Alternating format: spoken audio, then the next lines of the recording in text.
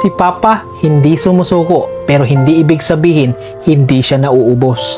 Kasi araw-araw siyang pumapasok kahit masakit ang likod, kahit kulang ang tulog, kahit may iniisip na bayarin, na kapag kailangan sa bahay, gagawa siya ng paraan. Kapag may problema, siya unang hinahanap, pero kapag siya ang tahimik, bihirang may magtanong kung bakit. Sanay kasi ang lahat na kaya niya.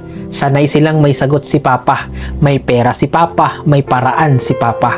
Pero ang hindi nila nakikita, may mga gabing tinitingnan niya ang kisame at iniisip niya kung saan pa siya kukuha. Hindi responsibilidad ng pinakababigat, yung pakiramdam na ibinigay mo na ang lahat pero parang wala pa ring nakakapansin. Kapag kulang, napapansin agad. Pero yung pagod niya, yung kaba niya, yung takot niyang mabigo kayo, tahimik lang. At minsan, hindi po siya nagsasalita dahil ayaw niyang dagdagan pa ang problema.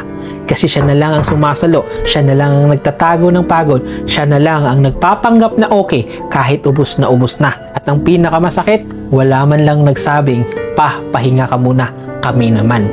Hindi niya kailangan ng palakpak.